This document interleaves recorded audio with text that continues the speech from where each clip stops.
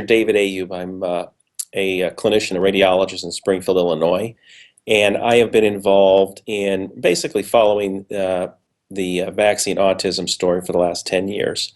I've been a researcher. I have been involved in some think tanks with regards to assessing the underlying pathophysiology of autism and its potential link to vaccine injury. The Center for Disease Control has come under, obviously they're a very key organization in diseases, studying diseases that affect the populations. And amongst many of their shortcomings that are really obvious to even me as a parent and as a clinician particularly, is the way they have basically ignored the evaluation of autism. You look at how many diseases they chase down with regards to defining the disease and trying to come up with an explanation to even begin formulating a treatment plan.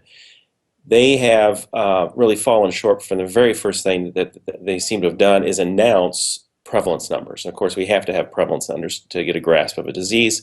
And in the last, from the very first public release of data, 1 in 6 children with learning disabilities and 1 out of 166 with autism, and those numbers have skyrocketed. They've broken down subsets. They've looked at, they have regional data. They have data on males versus females. They have racial data. But what they have really, the big thing that they have avoided from the very beginning is looking at the prevalence of this disease in unvaccinated, non-vaccinated populations.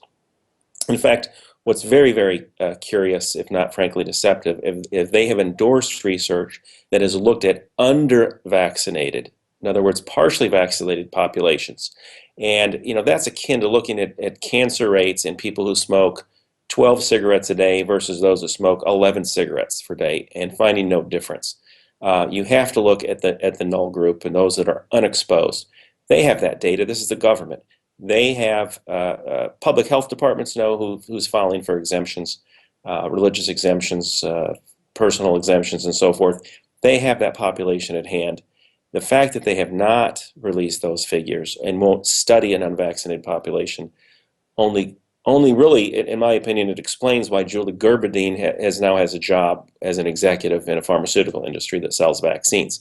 They know the answer. They have the answer. They don't want to let the public know.